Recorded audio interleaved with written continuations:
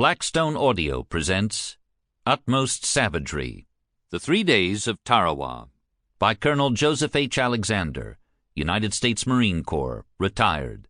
Read by Tom Weiner. It was a time of utmost savagery. I still don't know how they took the place.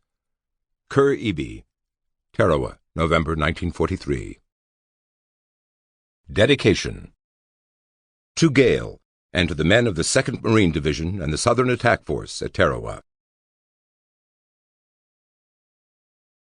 Preface. 3 things compelled me to present a fresh look at the amphibious seizure of Tarawa. Foremost of these was the availability of a wealth of new information about the battle, a surprising development in light of the extended coverage the subject has already received. This new evidence needs to be integrated, where appropriate, with the original primary sources. Second, Tarawa endures as a significant benchmark in the development of doctrine for large-scale amphibious assaults against fortified positions. So much of what we Americans practice today in the name of operational maneuver from the sea stems from the critical lessons learned at Tarawa. Since in our passage from the Cold War era into the 21st century we are still defining an overarching national security policy, many readers may benefit from new perspectives on the costs and benefits of this distinctive operational art. The third factor, equally compelling, difficult to quantify, relates to Tarawa's spiritual legacy. Few American battles of this century featured such savage fighting at sustained point-blank range within such a confined arena. These conditions placed unique demands on small unit leaders and required uncommon courage on the part of individuals on both sides.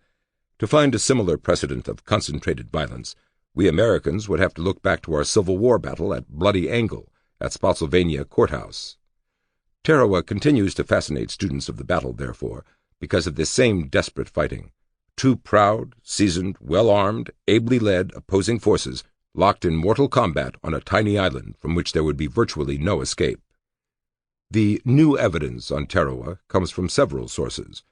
Most useful, and in some cases most startling, is the information available by translating the 5 volumes of Senshi Sosho, the Japanese war history series, which relate to the campaign in the Gilberts.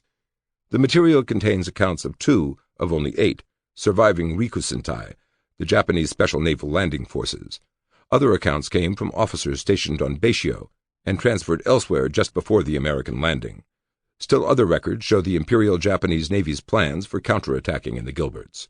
Weighing these accounts against captured documents, other analyses from the Joint Intelligence Center Pacific Ocean Area, JICPOA, and recently declassified ultra-radio intercepts now available in the National Archives.